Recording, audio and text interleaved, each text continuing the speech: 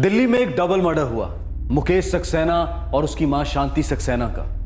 यह एक रिवेंज का केस जान पड़ रहा था, लेकिन क्राइम ब्रांच को लीड मिली हरीश जायसवाल के रूप में, जिसने इस केस को एक अलग दिशा दी। आज रात इस केस के दूसरे और आखिरी भाग में हम जानेंगे कि क्या था इस मां बेटे के कत्ल का असली कारण। सोनल, तुमसे जो पूछा जा रहा है उसका जवाब दो। तुम्हारी जिंदगी से जुड़ा जायसवाल इस वक्त कहाँ है? हरीश जायसवाल को ढूंढ रहे हैं हम। हरीश को मैं 1 साल पहले ही छोड़ चुकी हूँ। मेरे लिए वो मर चुका है, समझिए। सोनल, हरीश शायद 2 लोगों को मार चुका है और हम ये जानना चाहते हैं कि उसने ये डबल मर्डर क्यों किया है। मैं इस बारे में कुछ नहीं जानती, लेकिन मुझे ताज्जुब नहीं होगा अगर उसने ये हरकत की होगी तो। वो एक फ्रॉड और बहुत ही घटिया आदमी है। वो तो मेरी बदकिस्मती थी कि मैं उसे पहचान नहीं पाई। बेवकूफ़ों की तरह प्यार कर बैठी उससे। मम्मी पापा बिल्कुल नहीं मान रहे हैं हरीश। तो छोड़ दोगी मुझे? नहीं, तुम्हें छोड़ नहीं पाऊंगी मैं, लेकिन अगर शादी की तो मम्मी पापा सारे रिश्ते तोड़ देंगे मुझसे, और फैमिली के साथ के बगैर तुम्हारे साथ मैं कभी खुश नहीं रह पाऊंगी। मेरे पास फैमिली नहीं है। मैंने अपनी मेहनत से अपनी जिंदगी बनाई है और शायद तुम्हारे मम्मी पापा की हैसियत के बराबर भी नहीं है। कि सिर्फ इसकी वजह से मुझे खुश रहने का हक नहीं है? ऐसा मत कहो हरीश। तो फिर तुम फैसला कर लो सोनल, यानी हम अपनी जिंदगी जिएंगे या फिर किसी और के हाथों की कठपुतली बनेंगे, उनके अहंकार के सामने अपने प्यार का गला काटेंगे। उसकी चिकनी जुबान के आगे फिसल गई थी मैं सर, लेकिन उसकी असलियत जानने में मुझे ज्यादा देर नहीं लगी। 1 नंबर का झूठा और वैशी इंसान है वो। उसके खिलाफ डोमेस्टिक वायलेंस का केस दर्ज किया है मैंने, लेकिन वहां पर सिर्फ मेरा ही केस नहीं था, ऐसे बहुत सारे फ्रॉड के केसेस थे उसके खिलाफ। किस तरह का फ्रॉड? लोगों के लिए लोन अरेंज किया करता था वो, और फिर धोखे से उनके पैसे हड़प लिया करता था। सोनल, तुम मुकेश सक्सेना को जानती थी? जी नहीं, पहली बार नाम सुन रही हूँ। मुकेश हरीश का दोस्त था और हमें ये शक है कि हरीश ने मुकेश का कत्ल किया है, और उसकी माँ का भी। उम्मीद करती हूँ कि हरीश जल्द ही पकड़ा जाए। उसका और कोई दोस्त या रिश्तेदार? मुझे हरीश के बारे में कुछ नहीं मालूम। हरीश जायसवाल का पंजाब का एड्रेस है हमारे पास, और कुछ नहीं। और वो भी शायद उसकी तरह झूठा ही होगा। फिर भी एक टीम भेज दो पंजाब, शायद कोई इन्फॉर्मेशन मिले। सर, ये दोनों दोस्त हरीश और मुकेश, इनके अतीत में एक चीज़ तो कॉमन है। Yes sir, cheating. हरीश ने चीटिंग करके सोनल से शादी की और मुकेश ने चीटिंग करके स्मिता से शादी की। बंसल, अंग्रेजी में कहावत है, birds of the same feather flock together. दोनों एक ही थाली के चट्टे बट्टे। हरीश जायसवाल? सॉरी सर, मैंने तो इसके बारे में कभी नहीं सुना। पूजा जी, इस आदमी पर हमारा शक तगड़ा है। मुकेश के कॉल रिकॉर्ड्स बताते हैं कि उसकी हरीश जायसवाल से लगातार बात होती थी। कत्ल वाली रात भी उसकी हरीश से बात हुई थी, और कत्ल के बाद से हरीश का फोन स्विच ऑफ है। उसने अपना किराए वाला मकान भी खाली कर दिया है। सच कहूँ तो सर, हम कभी अपने भैया को जान ही नहीं पाए। पापा के गुजर जाने के बाद हमारी देखभाल, दुकान और घर संभालने में ही भैया लगे रहे।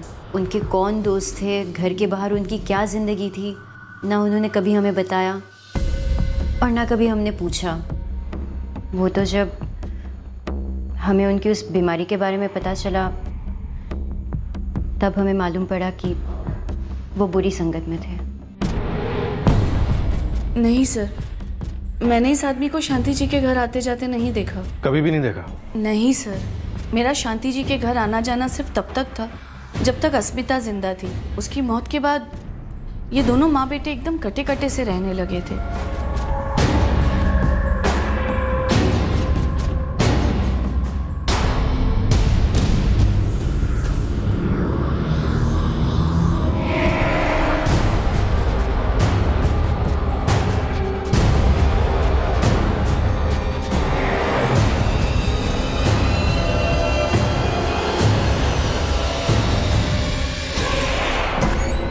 सर, हरीश जायसवाल और अस्मिता के माँ बाप के बीच दूर दूर तक कोई कनेक्शन नहीं बन रहा। हरीश जायसवाल के रिकॉर्ड से और कुछ पता चला? नहीं सर, उसके सारे फ़ोन रिकॉर्ड चेक करें। उसके सारे फ़ोन कॉल्स किसी ना किसी काम से रिलेटेड थे। किसी को लोन देना था, किसी को लोन लेना था। और जो टीम पंजाब गई थी उसके एड्रेस पे, उसका क्या हुआ? सर वहाँ उसके पेरेंट्स रहते, लेकिन टीम को उनसे भी कुछ खास नहीं मिला। साहब, हरीश तो कई साल पहले घर छोड़ के चला गया। इस वक्त कहाँ है वो? वर्षों गुजर गए, न तो मैंने उसे कहीं देखा और न ही कभी फ़ोन पर बात की साहब। लेकिन घर क्यों छोड़ कर गया था वो? मेरा बेटा बचपन से ही गलत था। धोखेबाजी करना, झूठ बोलना, गुंडागिर्दी करना, यहाँ तक कि हर दूसरे दिन पुलिस वालों के डंडे खाता था या फिर गांव वालों के। वो सुधरा नहीं। फिर मैंने उससे कह दिया, या तो जुर्म छोड़ो या घर छोड़ो। साहब उसने घर छोड़ दिया। बड़ा अजीब लग रहा है बंसल। एक डबल मर्डर हुआ है और हमारे पास एक सिंगल सुराग नहीं है।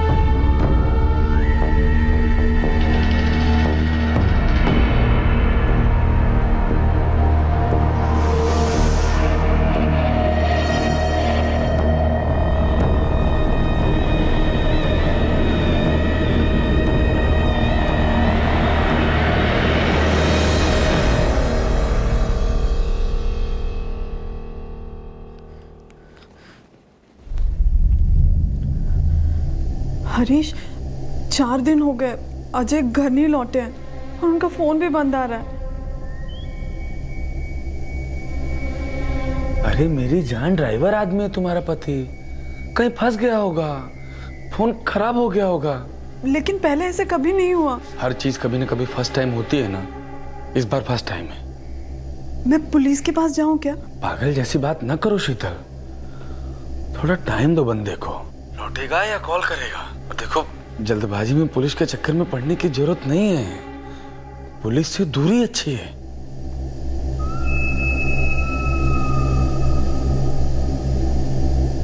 क्या हुआ हरीश, कांप रही है क्या? हाँ, वो तो होना ही था। कोई नहीं, टाइम की बात है, संभल जाएगी अपने आप। पक्का संभल जाएगी, मुझे भी कोई डाउट नहीं दिलीप, जरा सा भी नहीं है। साहब, निशाना एकदम सही बोतल पर लगा है। ये रॉयल ब्लू दारू अपने रोहिया नगर में एक दारू के ठेके पर मिलती है। अपना कबूतर कल ही एक पूरा खंबा खरीद कर गया है यहाँ से, रॉयल ब्लू। हाँ, ये बंदा तो कल भी आया था, एक बोतल रॉयल ब्लू लेके गया था। सख्त नजर रखो उस पेश में, दोबारा आएगा ही आएगा। मैंने मेरे 4 लड़के लगा दिए इलाके में नजर रखने को, किसी न किसी को तो नजर आएगा ही।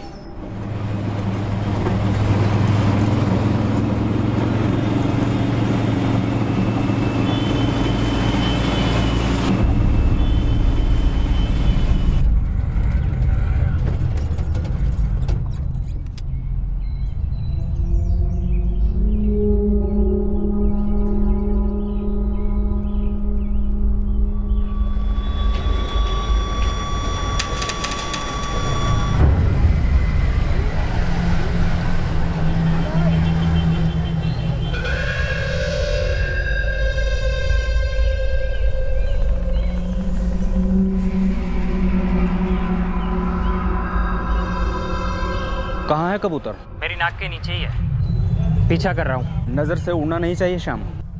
सर, कबूतर स्पॉट हो गया। अब कस्टडी में थोड़ी गुटरगुम करते हैं।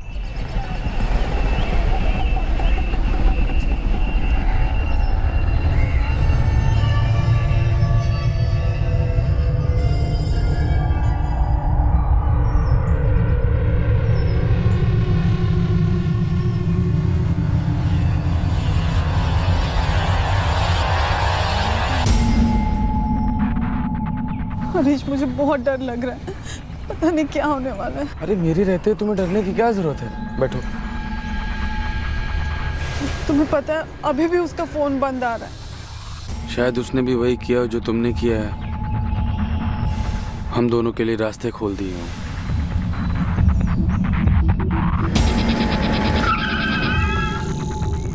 अंदर बैठा है, किसी भाभी के साथ गुटरगू चल रही है। देखो शीतल, तुम्हें, उसे और मुझे खुश हो जाना चाहिए कि आज के बाद तुम अजय को दोबारा नहीं देखोगी। तुमने ऐसे क्यों कहा कि मैं अजय को दोबारा नहीं देखूंगी? अरे क्योंकि इतने दिनों से उसने तुम्हें फोन नहीं किया है। क्या पता वो भी किसी के साथ भाग गया हो। वक्त आ गया है शीतल कि तुम भी अपनी जिंदगी का गियर बदल डालो, यू टर्न ले लो, कोई नया रास्ता पकड़ो। देखो शीतल, जब कोई चीज पहुंच के बाहर चली जाए तो वक्त रहते उसे छोड़ देने में ही समझदारी है। ना हरीश जायसवाल, हम पुलिस वाले कभी समझदारी से काम लेते ही नहीं, हमें आता ही नहीं। पता है क्यों? क्योंकि हमारी पहुंच के बाहर रहने वाला क्रिमिनल कभी पैदा ही नहीं होने वाला।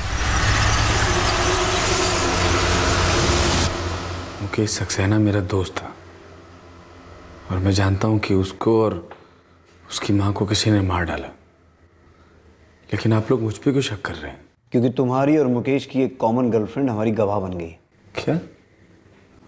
कौन? रॉयल ब्लू नाम है बंदी का। ये हरीश जायसवाल, तुम्हारी खास दोस्त। ये उस रात क्राइम सीन पर मौजूद थी, इसी ने हमसे कहा कि आप हरीश जायसवाल को उठवा लीजिए। उस रात हम तीनों साथ ही थे, मैं, मुकेश, हरीश। बड़ी रंगीन महफिल जमी हुई थी, पर तुम्हारी एक खास दोस्त ये नहीं बता पाई कि तुमने मुकेश का कत्ल क्यों किया। ये तो मैं भी नहीं बता पाऊंगा, क्योंकि जो हुआ ही नहीं वो मैं कैसे बता सकता हूं। मुकेश का कत्ल हुआ है, ये सच है। मुकेश का कत्ल मैंने किया है, ये झूठ है। दोस्त दोस्तों के गले नहीं काटा करते, ना ही दोस्त दोस्तों की माओं को मारते हैं। अब यहां से आगे बढ़ने के दो रास्ते हैं हमारे पास। एक बड़ा सीधा साधा है, सच वाला, उसमें तुम्हें तकलीफ कम होगी। दूसरा है चुप रहने वाला, उसमें तुम चुप रहोगे, हम तुमसे सच बुलवाएंगे। शायद तुम्हारी टांग वांग भी तोड़ दें। और हाँ, शीतल दुबे भी साथ वाले कमरे में ही है। अब या तो तुम बोलो या वो बोले। मेरे पति अजय दुबे, उनका एक दोस्त है दिलीप। हरीश दिलीप का दोस्त है, और हरीश ने मेरे पति को एक बार लोन भी दिलवाया था, तो मैं उन्हें वैसे जानती हूँ। वैसे जानती या वैसे मिली थी? क्योंकि गार्डन में जिस अंदाज से झूले के ऊपर आप लोग बैठ के गुफ्तगू कर रहे थे, वो तो कोई दूसरी स्टोरी बयान कर रहे हैं मिसेज शीतल अजय दुबे। आप कहना क्या चाहते हैं? मैं ये कहना चाहता हूँ कि मुकेश सक्सेना और उसकी मां शांति सक्सेना का मर्डर हुआ है। आप क्या जानती हैं मर्डर्स के बारे में? मैं कुछ नहीं जानती मर्डर के बारे में। मैं खुद 4 दिन से मरे जा रही हूँ। मेरे पति 4 दिन से घर पर नहीं लौटे और फोन भी बंद आ रहे हैं उनका। आप शीतल को क्यों बीच में ला रहे हैं सर? वो कुछ भी नहीं जानती। लेकिन हम इतना जानते हैं कि हमें मुकेश और शांति जी का कातिल चाहिए। अब हम या तो तुम्हें तोड़ सकते हैं या तुम्हारी गर्लफ्रेंड शीतल को। तुम ही चुनो, किसी एक को चुनो, हम दूसरे को तोड़ेंगे। मुझे मुकेश की बीमारी के बारे में पता था। वो अपनी जिंदगी के आखिरी दिनों को गिन रहा था। यार इस डॉक्टर कह रहा था कि मैं पूरी तरह ठीक हो जाऊंगा। यार फिर भी ये HIV तो HIV होता है। तो तुमने उसका दर्द हमेशा हमेशा के लिए खत्म कर दिया, खुद ही तय कर लिया कि उसका आखिरी दिन कौन सा होगा। और शांति जी, वो किस तकलीफ में थी जो तुमने उनकी भी सेवा की?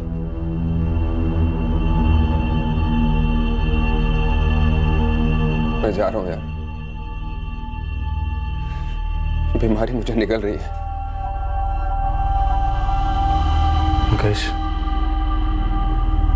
मैं समझता हूँ यार। मैं स्मिता को फंसाना नहीं चाहता था, उसे झूठ नहीं बोलना चाहता था। मैं नहीं चाहता था कि उसे भी यही बीमारी हो। लेकिन ये माँ है ना यार, जिद कर रही थी, शादी कर शादी कर शादी कर। छोड़ ना यार, जो बीत गया सो बीत गया, अब आगे की सोच। अब सोचने के लिए बाकी क्या रह गया? एक तो दवाइयों के मोटे मोटे बिल, ऊपर से स्मिता के माँ बाप ने जो केस ठोका है।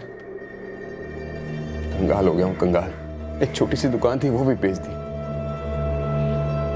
फिर भी पैसे पूरे नहीं पड़ रहे।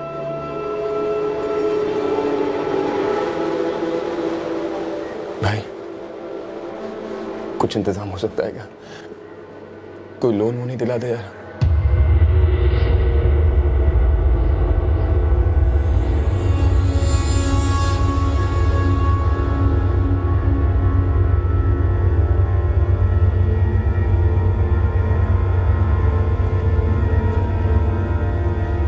छोड़ और अभी के लिए ये रख ले। कुल मिलाकर के 75,000 के आसपास है। तेरा दिल बहुत बड़ा है यार, तेरा एहसान जिंदगी भर नहीं भूलूंगा। पागल है क्या? दोस्ती में कैसा एहसान? एक अच्छे दोस्त की तरह बिना सोचे बिना हिसाब लगाए जो था सब दे दिया। फिर मेरा बुरा वक्त आया, केसेस ठुक चुके थे, मुझे पैसों की बहुत जरूरत थी और जब मैंने मुकेश से मांगा। क्या बात कर रहा है यार, मेरे पास अगला इंजेक्शन लेने के लिए पैसे नहीं है। मैं तेरे 75,000 रुपए कहाँ से लौटाऊं यार? नहीं मांगता यार तुझसे, लेकिन पाई पाई इकट्ठा कर रहा हूँ। कुछ भी कर भाई, अगर पैसे नहीं लौटाए तो अंदर हो जाऊंगा। काश मैं कुछ कर सकता यार, लेकिन फिर भी मैं पूरा ट्राई करूंगा। तेरे सारे पैसे नहीं, लेकिन कुछ ना कुछ तुझे जरूर दे दूंगा। लेकिन नहीं थी, एक दमड़ी नहीं थी। वो देना ही नहीं चाहता था सर। उसको सिर्फ और सिर्फ अपना इलाज, अपना कोर्ट केस, इसके परे कुछ दिखाई नहीं देता था। सर मैंने उसे बहुत प्यार से समझाया, बहुत गालियां दी और धमकियां भी दी, लेकिन उस पर कोई फर्क नहीं पड़ा। ऐसी भी क्या इमरजेंसी थी तुम्हारी? शीतल, मुझे शीतल के साथ भाग करके शादी करनी थी, सेटल होना था। बहुत सी उधारियां थी मुझ पर जो चुकानी थी। फिर मैं सब कुछ फुल एंड फाइनल करने के इरादे से मुकेश के घर गया। एक गिलास बार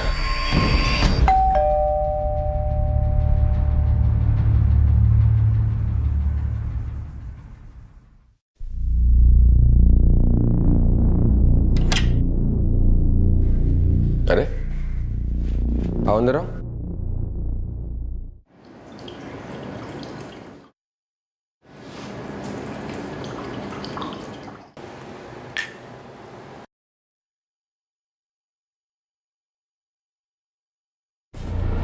मुकेश,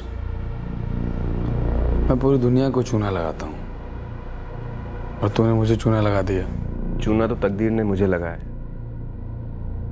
हम दोनों बराबर ऐश किया करते थे, साथ में मजे करते थे, लेकिन फिर भी इस बीमारी ने तो मुझे ही पकड़ा ना। मुझे को हुई ये बीमारी। तेरे दुख से मेरा दुख रत्ती भर भी कम नहीं होने वाला। ऐसा कर, तू ये घर भेज दे, अपनी माँ के जेवर भेज दे, चाहे कुछ भी कर, मुझे मेरे पैसे चाहिए। अरे तेरी जिंदगी तो 4 दिन की है, पर मेरे सामने तो पूरी की पूरी जिंदगी पड़ी हुई है, और वो भी 2-2 जिंदगियां। शीतल से शादी करने की सोच रहा हूँ। देख हरीश, जेवर की बात मत कर मेरे सामने। तुम मेरी माँ है बे वो। अगर मैं इस घर को बेच दूंगा तो मेरे मरने के बाद कहाँ रहेगी वो, कहाँ जाएगी? मैं तुझे पहले भी कह चुका हूं, तुझे लौटाने के लिए मेरे पास एक फूटी कौड़ी तक नहीं। दिमाग फट रहा था मेरा, मैं जान गया था मेरे 75,000 गए पानी में। एक चीटर कुछ भी सहन कर सकता है, खुद के साथ चीटिंग नहीं साहब।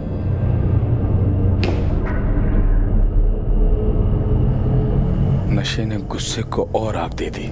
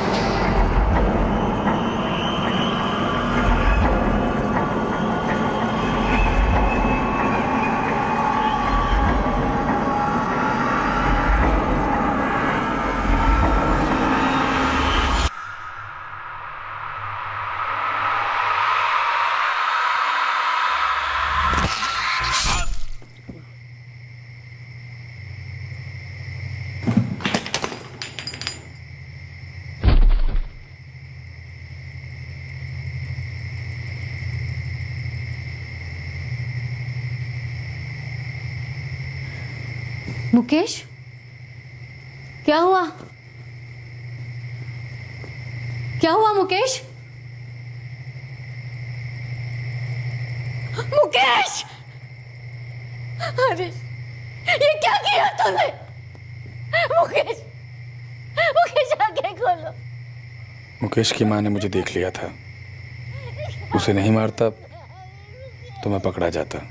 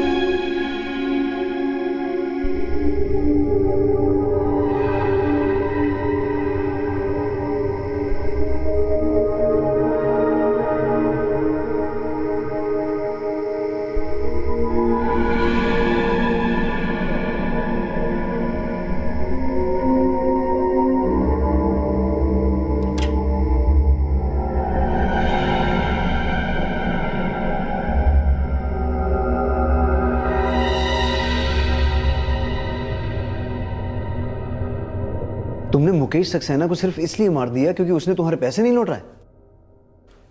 हाँ सर। तुम्हें किसी ने सुपारी नहीं दी थी मुकेश सक्सेना को मारने के लिए? कौन देता सुपारी? सिर्फ तुम ही नहीं हो जिसे मुकेश सक्सेना पर गुस्सा था। खैर, शीतल का पति अजय दुबे, वो कहाँ है?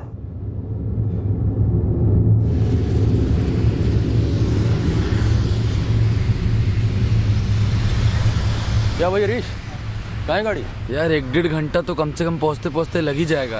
यार 8:30 तो बजे गए। एक काम करते हैं, किसी ढाबे वाबे पे रुकते हैं, रोटी वोटी तोड़ते हैं और क्या।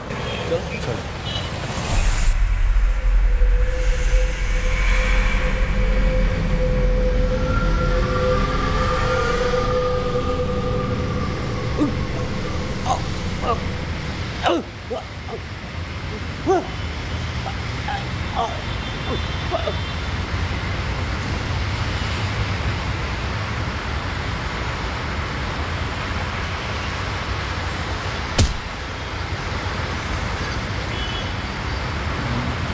इसको यहीं कहीं फेंक देते हैं। जब तक लाश किसी को नजर आएगी तब तक सड़ गल गई होगी। हाँ? चल उठा।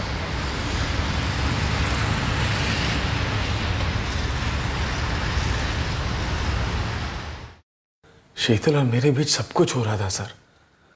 बस अजय ये काटा था जिसे वो छोड़ नहीं रही थी, तो मैंने निकाल दिया। तुमने एक आदमी को मार दिया क्योंकि वो वाकई में तुम्हारा उधार नहीं चुका पा रहा था। तुमने उसकी मां को सिर्फ इसलिए मारा क्योंकि वो तुम्हें पकड़वा सकती थी, और फिर तुमने एक मासूम को मार डाला क्योंकि उसकी पत्नी, जो कि तुम्हारी प्रेमिका है, अपने पति को छोड़ना नहीं चाहती थी। 3 मर्डर्स के बाद तुम्हें लगता है तुम सुकून भरी जिंदगी जी पाते? पकड़ा नहीं जाता तो जी लेता। शीतल को कभी पता ही नहीं चलता कि मैंने उसके पति को मारा है। मजे की जिंदगी होती है हमारी, जो कि अब नहीं हो पाएगी। तकदीर खराब है मेरी। बुरी नीयत वाले तकदीर से इतनी उम्मीद ही कैसे रख सकते हैं हरीश जायसवाल? तुम सिर्फ नीयत के नहीं, पूरे के पूरे बुरे हो। अब सिर्फ देखते जाओ तकदीर क्या फैसला सुनाती है, क्या सजा होती है तुम्हें।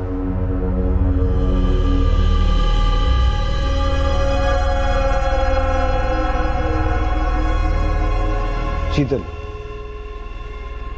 हमने तुम्हारे पति की लाश बरामद की है। बहुत बुरी हालत में है, तुम पहचान भी नहीं पाओगी। हरीश ने? हाँ, कबूल किया उसने। बुरा लग रहा है? क्यों? अजय को तुम्हारी बेवफाई के बारे में पता चलता तो उसके अंदर कुछ ना कुछ तो जरूर मरता। लेकिन मैं उन्हें छोड़ना नहीं चाहती थी। चित भी मेरी, पट भी मेरी। लेकिन मैडम, ऐसा होता नहीं है। बेवफाइयों के कोई कायदे नहीं होते हैं, सिर्फ अंजाम होते हैं, बुरे अंजाम।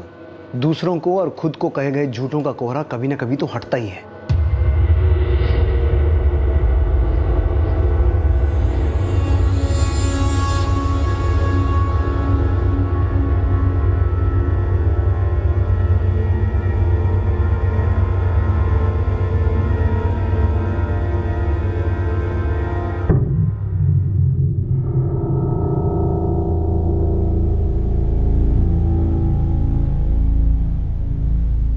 कविता, खूनी का पता लग गया। मुकेश का कोई दोस्त हरीश जायसवाल पैसे का लेन देन था।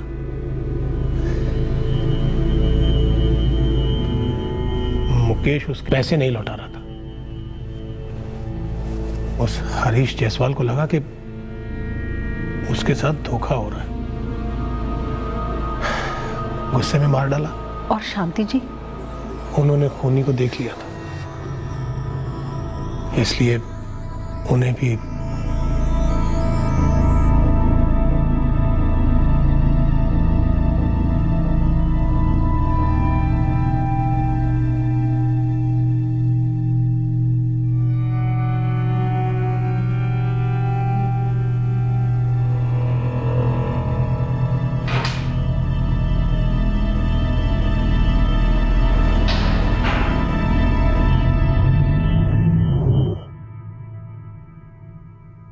हर इंसान की जिंदगी में ऐसे मोड़ आते हैं जब जिंदगी की पटरी कोहरे से भरी एक अंधी गली की तरफ जाती है। कोई इस कोहरे में खुशी खुशी नहीं जाता, हर एक इस कोहरे में से बाहर निकलना चाहता है। लेकिन इस अंधी गली से निकलने के लिए कोहरे को हटाना पड़ता है, बढ़ाना नहीं। धुंध में चलाए गए हाथ पैर या फिर गोलियां अक्सर गलत निशाने पर ही लगती हैं, बेकसूर लोगों को चोट पहुंचाती हैं और उनकी जानें भी लेती हैं। वक्त पर इलाज के साथ मुकेश बेहतर जिंदगी बिता पाता। अस्मिता को इस तरह से बेवक्त तड़प तड़प कर मरने की नौबत नहीं आती, और ये हो ही नहीं सकता कि शीतल इस बात से अनजान थी कि हरीश के साथ अफेयर का मतलब है अपने पति अजय दुबे से धोखा।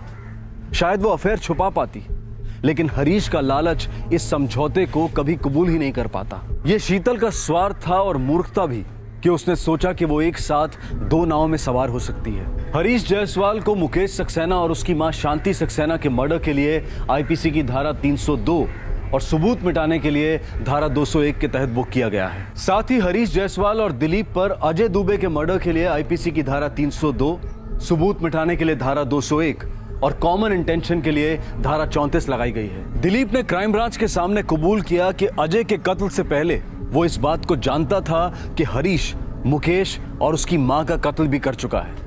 उसने सोचा कि अगर हरीश एक डबल मर्डर करके बच सकता है तो फिर अजय का कत्ल भी कभी पकड़ में नहीं आएगा। ये सिर्फ दिलीप की गलतफहमी थी। हमारे आज के दूसरे केस में भी मुजरिम गलत ख्यालों के कोहरे में फंसा था। उसे लगा था कि जब सब कुछ जल जाता है तब बचता कुछ नहीं।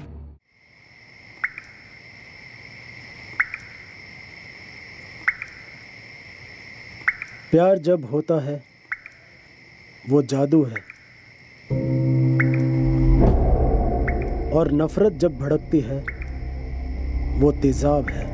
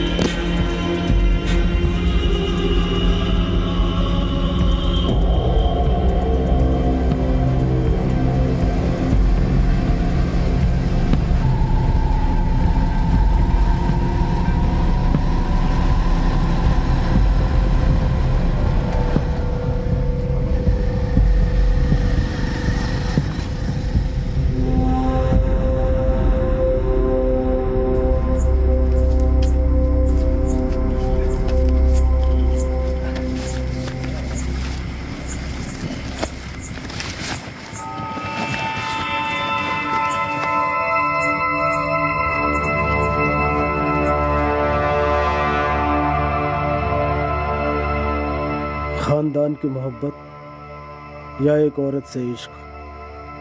सच क्या है? नजर का धोखा क्या है? आखिर में हकीकत तो यही है कि मैं जलकर खाक हो रहा हूं।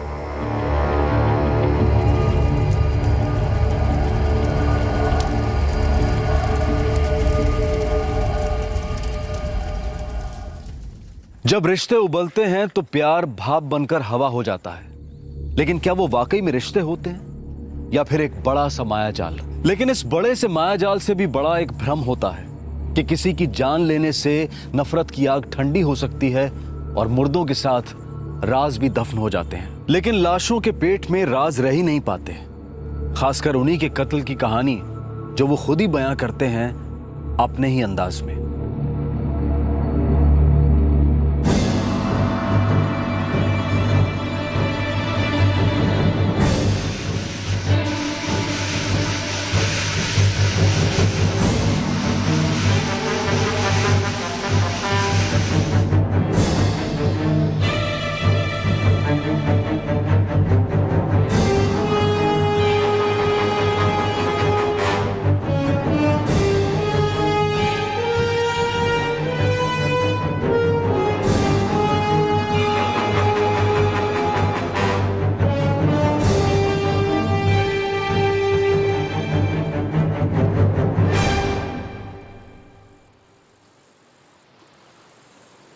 मैंने किसी को देखा नहीं साहब, रोज की तरह 2 नंबर करने आया तो देखा कुछ जल रहा था।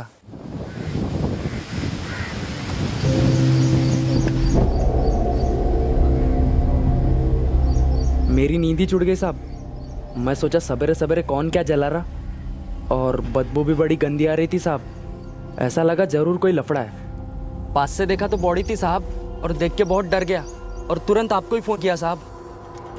तुम सब लोग यहीं आसपास रहते हो? नहीं साहब, हम में से यहाँ कोई भी नहीं रहता है। हाँ साहब, पुलिस की गाड़ी आई करके देखने को आए। नायक सर, लगता है विक्टिम हैंडीकैप था। साहब ये देखिए,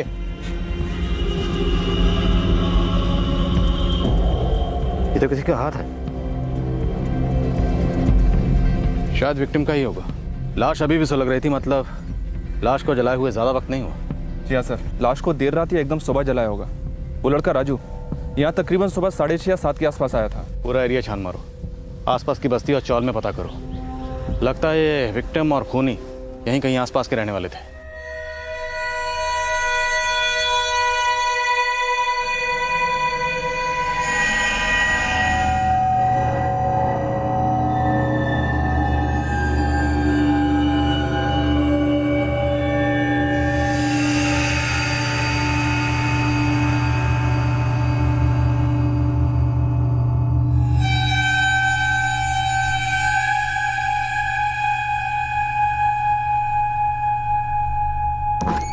सर, पता चला है 2 आदमी मोटरसाइकिल पर एक भारी सी बोरी को लेकर जा रहे थे।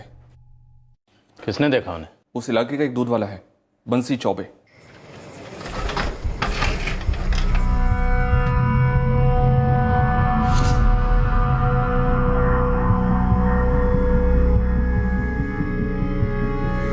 अबे ओए, क्या देख रहा है बे? चल निकल, हट हट।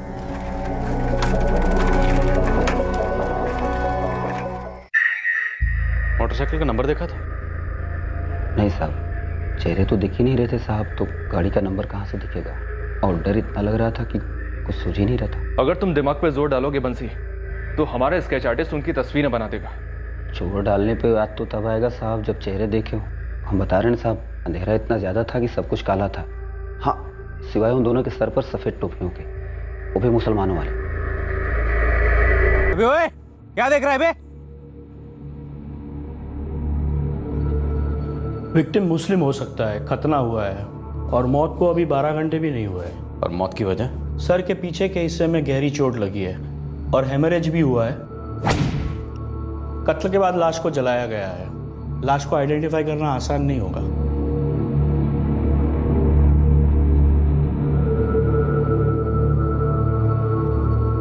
जाहिर है कि कत्ल के बाद लाश को जलाने की कोशिश उसकी आइडेंटिफिकेशन नामुमकिन करने के इरादे से की गई थी। कुछ मिसिंग कंप्लेंट्स जो मैच हुई उन पर गौर किया गया, पर ऐसा लगने लगा था कि यह जली हुई लाश जिस इंसान की थी उसकी मिसिंग कंप्लेंट शायद अभी तक दर्ज ही नहीं हुई थी। लेकिन रात के अंधेरे में उस लाश को ले जाने के लिए जो मोटरसाइकिल इस्तेमाल हुई थी उस पर रोशनी पड़ी, पर दिल्ली अभी बहुत दूर थी। अरे चाचा, एक पान लगाइए।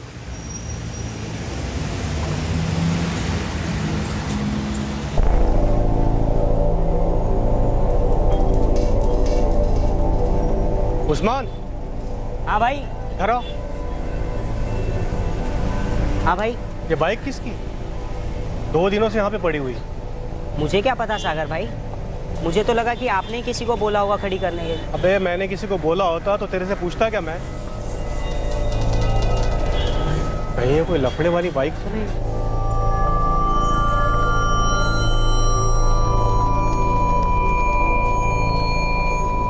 यहाँ एक बाइक मिली है साहब। बाइक का नंबर है MHXR 4763। ये बाइक मुलुंड के काबरा गैरेज के बाहर 2 दिन से खड़ी है साहब।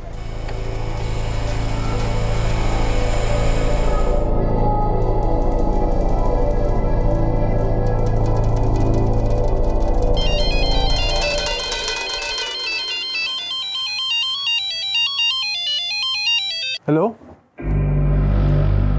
जी, हाँ वो मेरी बाइक का नंबर है। तो बाइक रास्ते पर छोड़कर क्यों भाग गया था? रास्ते पर? क्या बात कर रहे हो साहब? कहाँ मिली आपको मेरी बाइक? अरे साहब, ये तो मेरी बाइक है, पर मेरे को ये बात समझ में नहीं आ रहा कि ये किसी के गैराज के सामने क्यों खड़ी थी। 2 दिन से उधर ही खड़ी थी ये। मैंने तो अपना बाइक भाईजान को दी थी। चलो कोई नहीं, बात करता हूँ उनसे। सब बाइक ले जाऊँ? नहीं, पहले कागजी कार्रवाई करनी पड़ेगी। चलो आओ।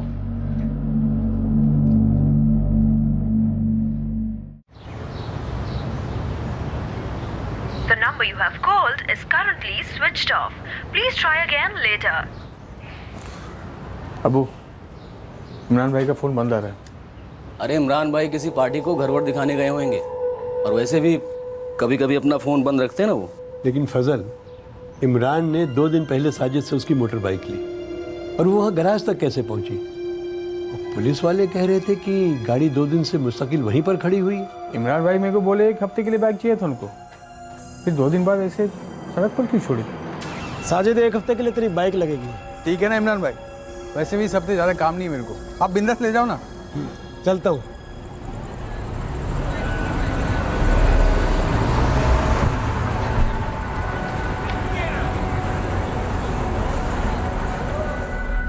ये फ़ोन कब से बंद आ रहा है इमरान अहमद का? आज दोपहर से ट्राई कर रहा साहब। वैसे भाईजान ने 3 दिन पहले बाइक ली थी मुझसे, 11 जून को। 11 जून? कब ली थी 11 जून को? शाम का वक्त था साहब। भाईजान बोले कि 1 हफ्ते के लिए बाइक चाहिए मुझे। मैंने बोला ठीक है, वैसे भी मुझे काम नहीं था, मैंने दे दिया। लेकिन साहब आज आपके पुलिस स्टेशन से फ़ोन आया, बोले कि बाइक वहाँ 2 दिन से मुलुंड के किसी गैराज के सामने पड़ी है। अच्छा, ये तुम्हारा भाई रहता किधर है? उधर पता किया तुम लोगों ने? असल में क्या है साहब कि हमारे इमरान भाई किधर को रहते हैं हम लोग को नहीं मालूम, पर वो हमारे साथ नहीं रहते। पर टच में रहते साहब हम फ़ोन पर, 10 दिन बात होती है हमारी, और मैंने उनकी बीवियों से भी बात की। बीवियों? साजिद मियाँ, आपके इमरान भाई तो 2 हफ्ते से यहाँ नहीं आए, ना ही उनका कोई फ़ोन आया है। बात क्या है बताएंगे ज़रा? ऐसी कोई बात नहीं है फौजे भाभी, वो उनका फ़ोन नहीं लग रहा था ना, तो सोचा आपसे पूछ लो। मुमताज़ से पूछा? नहीं साजिद भाई, इमरान तो मेरे यहाँ भी कई दिन से नहीं आए। बात क्या है? वो मुमताज़ भाभी, उनका फ़ोन नहीं लग रहा था ना, इसलिए आपसे पूछा मैंने। राबिया से बात हुई? नहीं, उनका भी फ़ोन नहीं लग रहा है। ये क्या बात हुई? इमरान का फ़ोन नहीं लग रहा है, उसकी 2 बीवियों को पता नहीं उसका ठिकाना, तीसरी का भी नंबर नहीं लग रहा है। मैं पूछता हूँ आखिर ये सब हो क्या रहा है भाई? ए फजल, तेरे पास राबिया का कोई और नंबर है? साजिद भाई कैसी बात कर रहे हो आप? अब जो नंबर सबके पास है वही नंबर मेरे पास है। वो सब क्या है कि इमरान भाई की तीसरी बीवी है राबिया, वो उसके साथ रहते हैं। मतलब तुम दोनों में से किसी को भी नहीं मालूम कि राबिया का घर है कहाँ, जहाँ तुम्हारा भाई इमरान रहता है? नहीं सर, एक केस है, मुलुंड के कीर्तिपाड़ा के पास एक बॉडी मिली, जली हुई थी, लेकिन पोस्टमार्टम से पता चला है कि बॉडी मुसलमान आदमी की थी। देखिए, मैं ये सब इसलिए बता रहा हूँ क्योंकि एक विटनेस है जिसने देखा था रात को 2 लोग बाइक पर एक बड़ी भारी बोरी लेकर जा रहे थे। शायद बोरी में लाश थी। अबे ओए, क्या देख रहा है बे? चल निकल, हट। देखो साजिद फजल, मैं तुम लोगों की मिसिंग कंप्लेंट दर्ज तो कर रहा हूँ, लेकिन मेरा एक सुझाव है कि तुम दोनों एक बार ये जली हुई बॉडी देख ही लो। क्या बोल रहे हो साहब आप? हमारे भाईजान की कोई खबर नहीं है और आपको एक लाश मिली और हमको बोल रहे हो कि अब वो बॉडी देख ले जाके? कैसी बात कर रहे हैं साहब? हमारे इमरान भाई बहुत अच्छे इंसान हैं, उनका भला कोई मर्डर वर्डर क्यों करेगा? देखो, मैंने तो सिर्फ एक सुझाव दिया था, बॉडी देख लो एक बार। और मैंने कब कहा कि ये लाश तुम्हारे भाई इमरान की है? किसी की भी हो सकती है।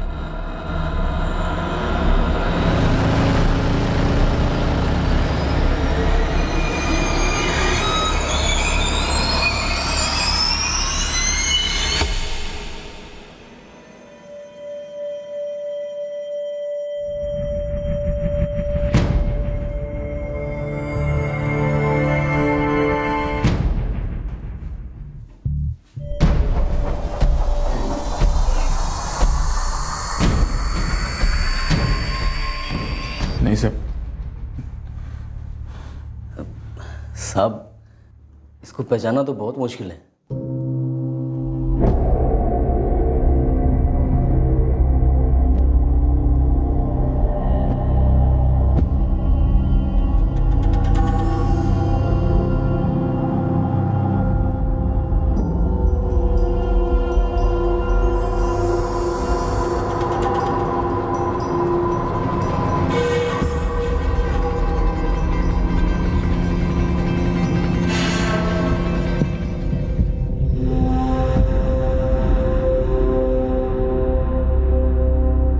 साहब, हम लोग क्या, कोई भी इस लाश को पहचान नहीं सकेगा।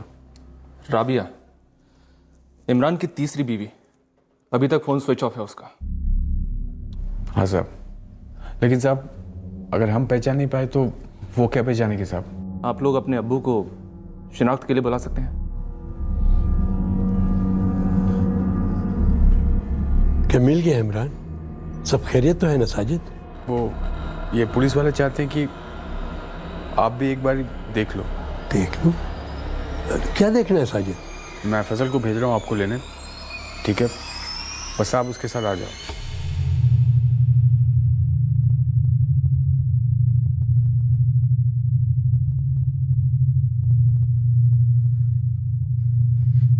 अब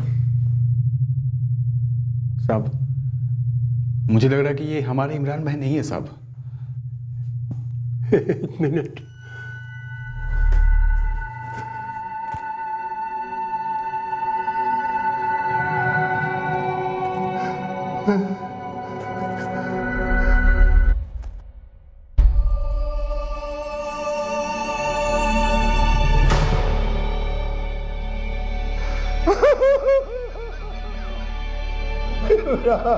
मेरे बच्चे साजिद, फजल, किसी ने पूरी कोशिश की इसका वजूद बुझाने की।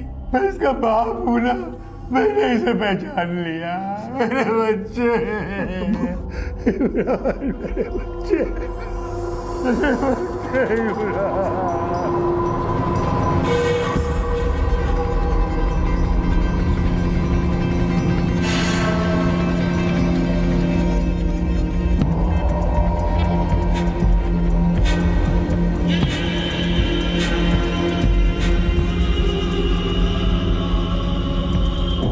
विक्टिम इमरान अहमद, राबिया अहमद, इमरान की तीसरी पत्नी। राबिया का फोन अभी भी स्विच ऑफ है सर। और ये दोनों मियाँ बीवी परिवार से अलग रहते थे, और ये कहाँ रहते थे किसी को कोई खबर नहीं थी। इमरान के भाई साजिद ने राबिया के माँ बाप के घर का पता दिया है सर। मिल के आते हैं नायक, और उम्मीद करते हैं कि वहां हमें एक और मिसिंग कंप्लेंट नहीं मिलेगी इस राबिया अहमद की।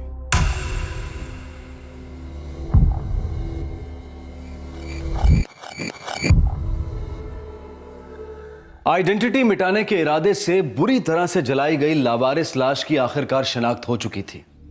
पीड़ित था 40 वर्षीय इमरान अहमद। कत्ल के पहले इमरान ने अपने छोटे भाई साजिद से उसकी मोटरसाइकिल 1 हफ्ते के लिए ली थी और इस बात की पूरी संभावना थी कि 2 कातिलों ने इमरान की लाश को उसी बाइक पर किसी सुनसान जगह पर ले जाकर जला दिया था। और अब इमरान की तीसरी बीवी राबिया का फोन भी स्विच्ड ऑफ था और शायद वो भी गुमशुदा थी। इस भयंकर कत्ल के पीछे बड़े ही पेचीदा रिश्तों का मायाजाल बिछा था। ऐसे रिश्ते जो इस भ्रम पर टिके थे कि वो रिश्ते मोहब्बत की डोरियों से बंधे हैं। लेकिन हकीकत ये थी कि एक लाश इन गलतफहमियों को, इस भ्रम को, इस मायाजाल को तोड़ने जा रही थी। शायद तोड़ चुकी थी। बाजी अब पुलिस के हाथों में थी। कातिलों तक पहुंचते पहुंचते उन्हें इन झूठे रिश्तों की असली कहानी की शिनाख्त भी करवानी थी। इस मर्डर मिस्ट्री का दूसरा और आखिरी भाग हम आपको दिखाएंगे कल रात 11 बजे। आपसे फिर मुलाकात होगी क्राइम पेट्रोल सतर्क में। तब तक अपना ख्याल रखें, सुरक्षित रहें, स्वस्थ रहें और याद रखें, वो लोग बहुत मायने रखते हैं जो वक्त आने पर आपके सामने आईना रखते हैं। सही वक्त, सही कदम, सतर्क रहें। जय Hind. For more updates, subscribe to our channel, click the show links and enjoy watching the videos.